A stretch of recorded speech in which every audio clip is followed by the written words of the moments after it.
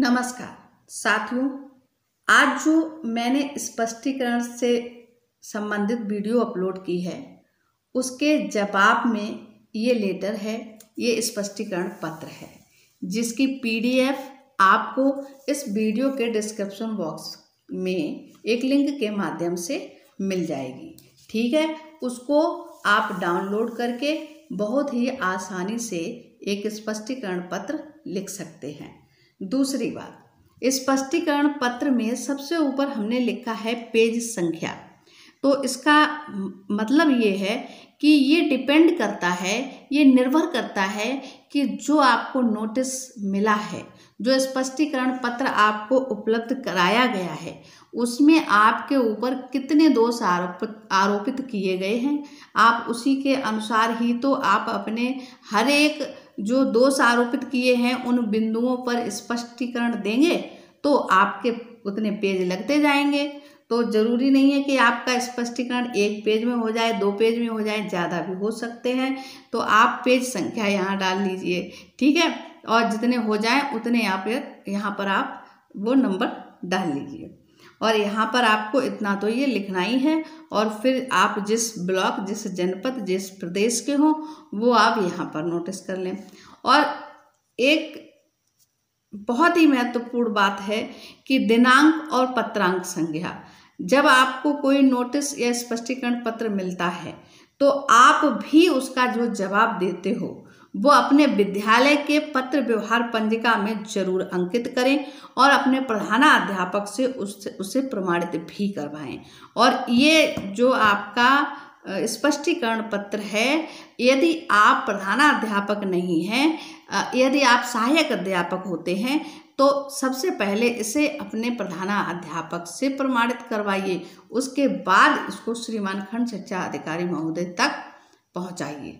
ठीक है, तो ये कुछ महत्वपूर्ण बातें थी। इसके बाद हम आगे हमारे जो नोटिस है, हमारा स्पष्टीकरण पत्र है, उसको आप एक बार देख लीजिए स्क्रीन पर। और आप जो अपनी पहली वीडियो पार्ट 1 में हमने आज अपलोड की है 2 नवंबर में, तो उसको ज़रूर देखिए। अगर उसे आप नहीं देखेंगे तो इन बिंदुओं को समझना थोड़ा कठिन होगा आपको। और इसके साथ साथ में हम एक चीज़ और बोलेंगे कि आज का जो 2 नवंबर का स्पष्टीकरण पत्र था तो मैंने उसमें वो महत्वपूर्ण बातें बताई थी जितना उनमें पॉइंट आउट किया गया था, जो बिंदु दिए गए थे। थोड़ा सा शिक्षकों के लिए और प्रधानाध्यापकों के लिए कौन कौन सी पंजिकाएं, कौन कौन से आवश्यक कार्य हैं जो अनिवार्य रूप से उनको तैयार रखने चाहिए, इसके लिए मैंने एक अलग से वीडियो पहले अपलोड किया है लगभग 1 माह पूर्व। तो उसकी वीडियो लिंक मैं इस वीडियो के डिस्क्रिप्शन बॉक्स में डाल दूंगी, आप उसे ज़रूर देखें। ठीक है, अब हम समय ज़्यादा व्यर्थ न करते हुए इसमें पत्र को पढ़ना शुरू करते हैं। विषय पत्रांक पत्र संख्या 498-99। ठीक है, 2022-23 के स्पष्टीकरण के संबंध में प्रार्थना पत्र। तो इस तरह से आप विषय लिखेंगे। आगे देखिए, श्रीमान मैं जो भी जिसके लिए भी ये पत्र नोटिस आया है वो अपना नाम यहाँ लिखेंगे। अगर इंचार्ज प्रधानाध्यापक हैं, क्योंकि ये स्पष्टीकरण पत्र इंचार्ज प्रधानाध्यापक के लिए आया था तो यहाँ इंचार्ज प्रधानाध्यापक लिखेंगे, और अगर सहायक अध्यापक के लिए आता है तो वो सहायक अध्यापक लिखेंगे। यहाँ पर प्राथमिक विद्यालय, उच्च प्राथमिक विद्यालय, कंपोजिट विद्यालय जो भी हो वो लिखेंगे, और यहाँ फुल एड्रेस लिखा जाएगा। फिर लिखा जाएगा सी, विनम्र निवेदन के साथ मुझ पर आरोपित एक एक बिंदु का स्पष्टीकरण साक्ष्यों यानी प्रमाणों सहित इस आशय से प्रस्तुत कर रही हूँ कि कृपया भविष्य में ऐसे स्पष्टीकरण पत्र हमारे अर्थात शिक्षकों के मानसिक शोषण के प्रतीक न हो सकें। क्योंकि ऐसा स्पष्टीकरण पत्र देखकर वास्तव में मेरा जो आपा है वो कंट्रोल से बाहर हो गया है। और अभी जो फिलहाल में हम देख रहे हैं हमारे शिक्षकों के लिए जो स्पष्टीकरण पत्र आ रहे हैं वो लगभग इसी तरह के आ रहे हैं। शैक्षणिक गतिविधियों के अतिरिक्त सफाई से संबंधित, है ना, जल भराव से संबंधित जो कार्य हम शिक्षकों से संबंधित न होकर सफाई कर्मियों से संबंधित है, ब्लॉक लेवल से संबंधित है, कायाकल्प के अंतर्गत जो इतनी मुहिम उठाई गई, इतना बड़ा संकल्प लिया गया था, उससे संबंधित था, उससे लेटर बनाने का मतलब है एक शिक्षक का आपा खो देना। तो इसलिए यहाँ पर हमने ये 4 लाइनें अपने अधिकारी महोदय के लिए लिखी हैं, जिनके लिए हम क्षमा प्रार्थी हैं, जिससे काफ़ी हमारे दिमाग पर भी असर हुआ है। अभी हाल ही में मुझे भी ब्रेन अटैक हुआ है, मैं भी डिप्रेशन की शिकार हूँ और ये वीडियो बनाते समय भी मैं डिप्रेशन में हूँ, जिससे हमें ब्रेन अटैक, डिप्रेशन का शिकार होना पड़ता है। ठीक है। अब साथियों, अगर मेरी तरह किसी की स्थिति है और आपके पास अगर इस तरह का नोटिस या स्पष्टीकरण लेटर आता है तो निस्संदेह आप ऐसा ही स्पष्टीकरण लेटर लिखिए। और आपके पास, मुझे मालूम है हमारे यहाँ ऐसा ही होता है कि स्पष्टीकरण लेटर देने के बाद जब हम पहुँचते हैं तो हम शिक्षकों को सबको पता है कि आखिर क्या होता है, क्या हमसे क्या डिमांड की जाती है, हमसे क्या कहा जाता है। परंतु मैं यकीनन आपसे बोल रही हूँ कि यदि आप ऐसा स्पष्टीकरण पत्र लिखोगे तो आपसे कोई कुछ नहीं कहेगा। बिंदु नंबर 1, निरीक्षण में पाया गया कि विद्यालय में दिव्यांग शौचालय नहीं है। श्रीमान, मैंने विद्यालय का चार्ज अपनी स्वर्गीय श्रीमती, 1 मिनट में, ये काल्पनिक नाम है, किसी का भी हो सकता है, स्वर्गीय श्रीमती तस्नीम मेम के बाद दिनांक 6/7/2021 को लिया था। अब पिछले सत्र की प्राप्त धनराशि प्रबंध समिति खाते से, साथियों जैसा कि मैं बता चुकी हूँ कि थोड़ा मेंटली डिप्रेस्ड हूँ, तो लिखने में मिस्टेक हो गई है। 50,000 रुपये में जो भी कार्य करवाया है उसका बिल वाउचर सहित 2 बार ऑडिट हो चुका है इस सत्र का। इसके बाद अब हमारे प्रबंध समिति खाते में कोई अतिरिक्त धनराशि नहीं है। इतना ही नहीं, बीएसए महोदय के आदेशानुसार बार बार बीएसए ऑफिस से, बीआरसी से लगातार धमकी भरे मुझे कॉल आ रही थी टाइलीकरण कक्षों में करवाने के लिए। अतः मुझे मजबूरन अपने व्यक्तिगत वेतन खाते से 30,000 रुपये खर्च करके एक कक्ष में टाइलीकरण करवाना पड़ा। महोदय, मैं प्रबंध समिति खाते में विभाग द्वारा प्राप्त धनराशि से भविष्य में दिव्यांग शौचालय बनवाने का पूर्ण प्रयास करूंगी। ठीक है। PTO means please turn over, यानी इस पेज को अब हम ऐसे पलटते हैं और आगे देखते हैं। श्रीमान, दिव्यांग शौचालय न होने की मासिक रिपोर्ट मेरे माध्यम से कार्यालय खंड शिक्षा अधिकारी महोदय को नियमित भेजी गई है, जिसकी छाया प्रति इस स्पष्टीकरण में संलग्न है। बिंदु नंबर 2, मल्टीपल हैंडवाश में एक भी टोटी नहीं लगी है। श्रीमान, कई बार टोटी लगाई गई है परंतु बाउंड्री वॉल लांघकर बच्चे तोड़ देते हैं।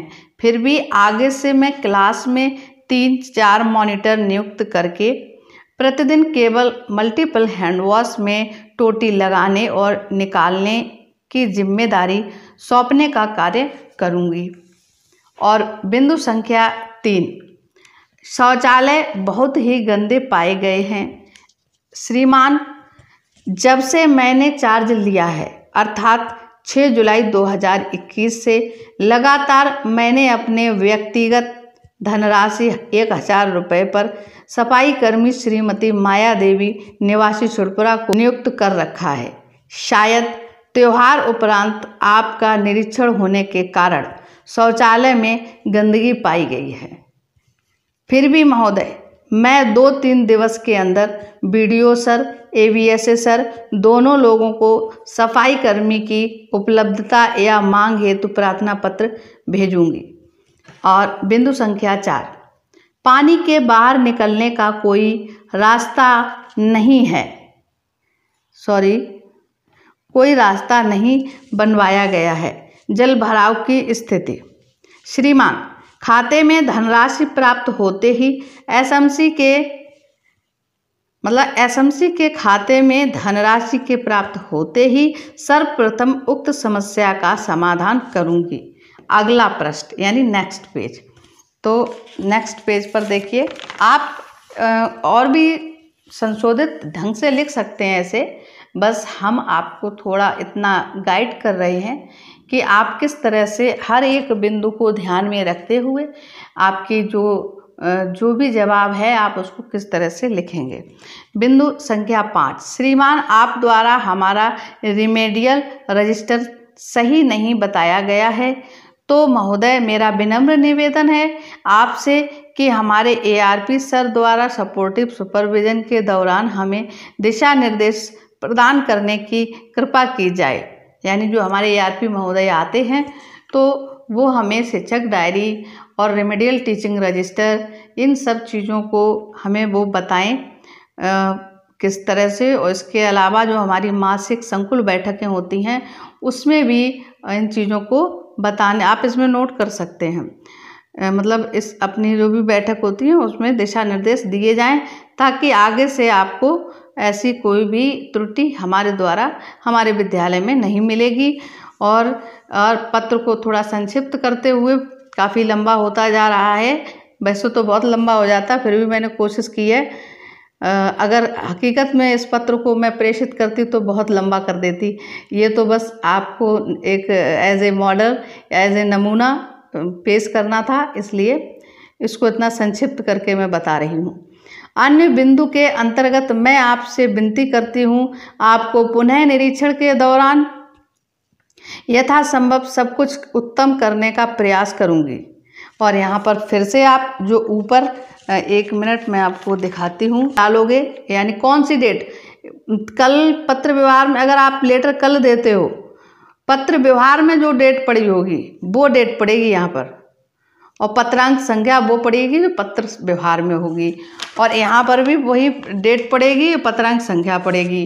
फिर आप यहाँ हस्ताक्षर करके और जिस डेट को ये लेटर आप देते हो तो यहाँ पर एक डेट और डालोगे, ठीक है। जब आप रिसीविंग लोगे, जिस दिन ये पत्र आप दे रहे हो वो डेट आप यहाँ डालेंगे। अब आप ये भी देख लीजिए कि हमने यहाँ पर संलग्नक प्रमाण पत्र किस तरह से लगाए हैं। यहाँ पर हस्ताक्षर शिक्षक, अपने शिक्षक हस्ताक्षर करेंगे यहाँ पर, जैसे हम यहाँ कर रहे हैं, ठीक है। लोग कर दिए। संलग्नक प्रमाण पत्र, प्रबंध समिति खाते में धनराशि न होने के प्रमाण स्वरूप पासबुक की छाया प्रति, ठीक है, अपडेटेड पासबुक की छाया प्रति संलग्न करनी है, आपको इस पत्र में लगानी है, जोड़नी है। टाइलीकरण का आदेश स्क्रीनशॉट, व्हाट्सएप पे आपको आदेश किया गया हो उसका स्क्रीनशॉट छाया प्रति वो लगानी है।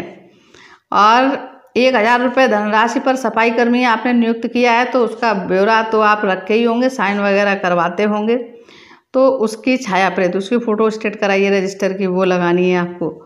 170 नामांकन पर मात्र 2 सहायक अध्यापक, क्योंकि आपके इसमें एक पॉइंट था मैंने मेंशन नहीं करा कि बच्चे जो हैं वो 3, 4, 5 क्लास के पढ़ाए जा रहे हैं जो कि सही से नहीं पढ़ पा रहे हैं, तो उसका कारण भी यहाँ पर आपको मेंशन करना है कि 170 नामांकन पर मात्र 2 सहायक अध्यापक हैं और उसमें एक शिक्षा मित्र हैं जो BLO हैं।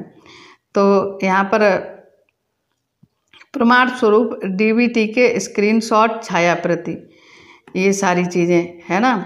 और हमारे शिक्षक बोर्ड, अब हमारे शिक्षक बोर्ड की छाया प्रति भी आपको लगानी होगी, क्योंकि आपको ये चीज़ दिखाना है ना कि हमारे यहाँ 170 बच्चे हैं और टीचर कम हैं, तो इसलिए भाई शिक्षक बच्चों को पढ़ना तो जब ही आएगा जब आप उनको लिखना, पढ़ना, पकड़ के लिखना सभी चीज़ सिखाएंगे। उसके लिए पर्याप्त शिक्षक तो होने चाहिए, पर्याप्त नहीं तो कम से कम उस रेशियो में तो हो हैं। 2 शिक्षक ही तो रह गए, शिक्षा मित्र हैं वो BLO हैं, वो प्रॉपर अपना BLO के काम को देख रहे हैं, तो इतना मतलब लंबा चौड़ा स्पष्टीकरण बनाना अनुचित है ना। चार्ज लेने की छाया प्रति भी, क्योंकि आपने जो जो पॉइंट लिखे हैं वो सब आपको उनकी छाया प्रति लगानी होगी। स्पष्टीकरण पत्र की छाया प्रति, जो आपको मिला है बीआरसी से, उसकी छाया प्रति। आपको स्पष्टीकरण पत्र ओरिजिनल किसी भी हालत में बीआरसी पर नहीं देना है। आपसे मांगा भी जा सकता है कि जो स्पष्टीकरण पत्र आपको दिया गया है वो आप बीआरसी पर जमा करें इसमें, लेकिन आप वो नहीं करेंगे, बल्कि कौन सा करेंगे, उसकी फ़ोटो स्टेट करेंगे। जो आपको ओरिजिनल स्पष्टीकरण पत्र मिलेगा उसको तो आप अपने पत्र व्यवहार रजिस्टर में मेंशन कर देंगे, और जब उसको आप रजिस्टर में मेंशन करेंगे तो वही आपकी पत्रांक संख्या यहाँ पर लिख जाएगी। ठीक है साथियों, तो उम्मीद है आपको हमारा ये स्पष्टीकरण पत्र बहुत ही हेल्पफुल रहा होगा। और अगर आप चाहते हैं कि हमारे सभी शिक्षक साथी इससे लाभ उठा सकें, जागरूक हो सकें, तो इसको ज़्यादा से ज़्यादा शेयर कीजिए और हमारे चैनल को सब्सक्राइब, लाइक एंड सब्सक्राइब कीजिए। और इसी तरह से हम आपकी मदद करते रहेंगे। आपसे हमें बहुत मोटिवेशन मिलता है, आपसे हमें आपके लाइक से, आपके शेयर करने से, आपके कमेंट करने से हमें बहुत मोटिवेशन मिलता है, और आपकी गोपनीयता को पूरी तरह से बनाए रखा जाएगा। यदि आपकी कोई भी समस्या है, आप हमको हमारे चैनल पर कमेंट करके, किसी भी वीडियो में कमेंट बॉक्स में कमेंट करके पूछ सकते हैं। हम यथासंभव उसे सॉल्व करने का प्रयास करेंगे। धन्यवाद।